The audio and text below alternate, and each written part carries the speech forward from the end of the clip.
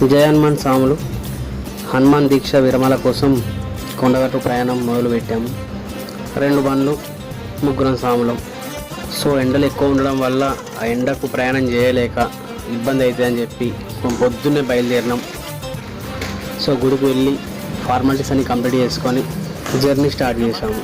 మకతిక పరుగులు ఎటుకేసి నడవరా నరవరా నలుగురితో కలిసి శ్రీరామచంద్రుణ్ణి కోవెల్లో ఖైదు చేసి రాకాసి రావణుణ్ణి గుండెల్లో కొలువు చేసి తలతిక్కల భక్తితో.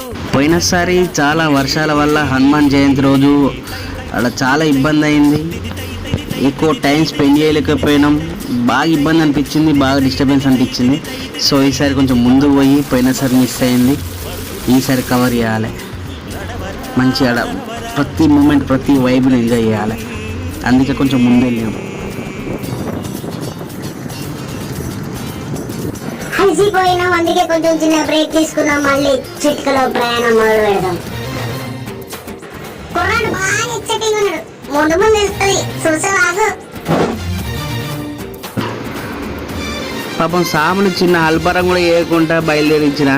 పాపం సాములో కొంచెం ఎండ వెళ్ళేసరికి కొంచెం గావర్ అవుతాడు. అందులో ముఖ్యంగా మా వెంకటేశ్వర స్వామి, మా తమ్ముడు స్వామి బాగా ఆగమవుతాడు.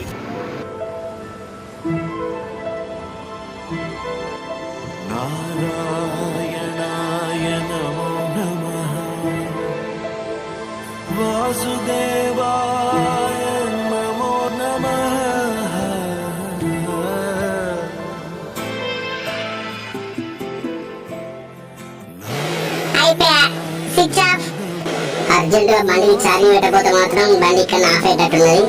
ఏదో ప్లాన్ చేయాలి. నాకు బాగా నవ్వుతుంది. సారీ బయట రాగా బాగా ఎగిరేడు. Sorry switch of.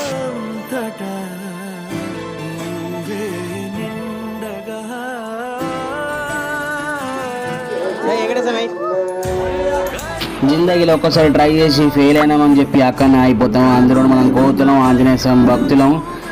మనం అనుకున్నది అయ్యే వరకు ప్రయత్నిస్తూనే ఉండాలి. ఖచ్చితంగా డెఫినెట్గా మనం అనుకున్నది మన కాళ్ళగడికి వచ్చేస్తుంది. అనుకున్నట్టు అవుతుంది.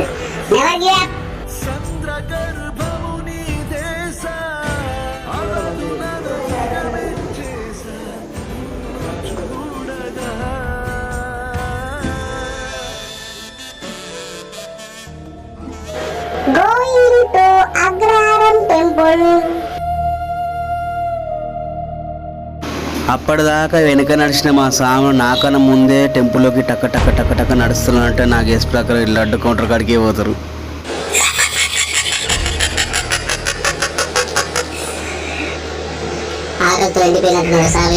దర్శనం ముందు పులిహోర ప్యాకెట్లు వాడతాడు. అగ్రహారంలో దర్శనం కంప్లీట్ చేసుకొని వెమ్లవాడకి వచ్చాము. కానీ వెమ్లవాడ చూడంగానే అసలు ఏం అర్థం కాలేదు. అసలు మొత్తం టెంపుల్ రూపురేఖలు మొత్తం మారిపోయినాయి. మళ్ళీ వేరే టెంపుల్కి షిఫ్ట్ చేసిండ్రు. అసలు ఏం అర్థం కాలేదు. అసలు వెమ్లవాడ లెక్క లేదు.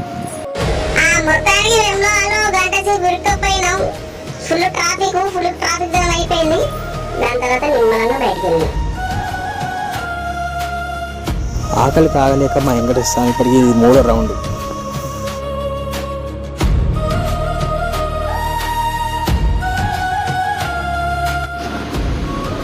మా కోసం అని తెచ్చుకున్నాం. మాకు ఎలాగో పని చేయలేవు, కనీసం దానికైనా పని చేసినాయి. ఇది మాకు రెగ్యులర్ స్టాప్ అయిపోయింది. ఇక ప్రతి సంవత్సరం ఇక్కడ ఆగి కాసేపు రెస్ట్ తీసుకొని మళ్ళీ బయలుదేరుతాం.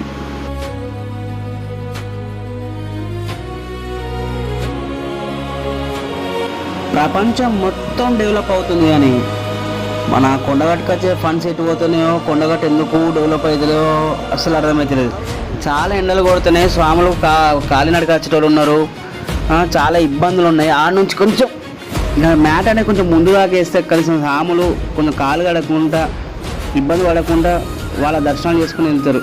ఇంత కూడా ఫెసిలిటీ లేవు, వాటర్ ఫెసిలిటీ లేదు, ఏం లేదు. ఇంకా ఎప్పటికి మారుతుందో.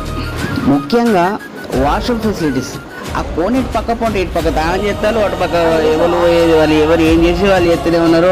అది పుణ్యక్షేత్రం అనుకుంటారా ఏమనుకుంటారో అర్థమవుతలేదు. ఇంత కూడా ఫెసిలిటీ లేదు. మినిమం బేసిక్ ఫెసిలిటీ అనేది పెట్టాలి. లక్షలు కోట్లు ఫండ్స్ వస్తున్నాయి, దొబ్బుతున్నారు, తింటారు. కొంచెమన్నా ఫెసిలిటీ ఇవ్వాలి భక్తులకి.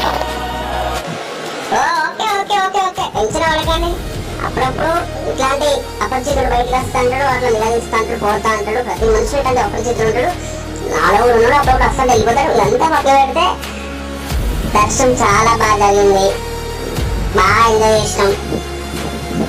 మంచి పూలు దేవుని మొక్కున్నాం, రెస్ట్ తీసుకున్నాం.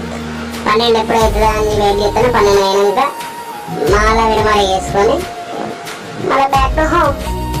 సో ఎలాగో అప్పటి వరకు మనం ఖాళీ కాబట్టి రెస్ట్ తీసుకోవడం కాబట్టి మనం వచ్చింది దేనికి, ప్రతి మూమెంట్ ప్రతి వైబ్ని ఎంజాయ్ చేయడానికి, దేవునికి దగ్గర ఉండడానికి, మనం కొండగట్ట వైబు ఆ అందాలు అన్ని చూడడానికి.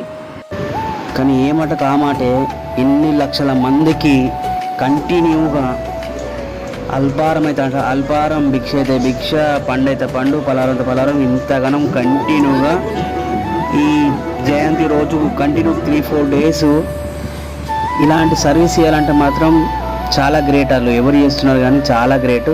వాళ్ళ ఫ్యామిలీ వాళ్ళంతా ఎప్పటికీ చల్లగా ఉండాలి. ఇలాంటి కార్యక్రమాలు ఎన్నో చేయాలని మనస్ఫూర్తిగా కోరుకుంటున్నా. కానీ ఫుడ్ మాత్రం అదిరిపోయింది, మస్తుంది.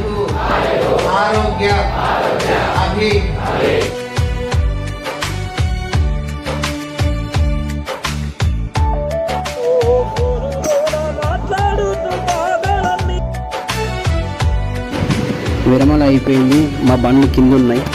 సో అందుకే ఇక మా బండ్ల కాడికి వెళ్ళి కిందికి వెళ్ళి షాపింగ్ చేసుకొని ఇంటికి బయలుదేరుతాం. ఇక మళ్ళీ వచ్చే సంవత్సరం మళ్ళీ కొత్తగా కొంచెం ఒక స్టెప్పు పైకి ఎక్కి జిందగీలా మళ్ళీ కలుస్తా.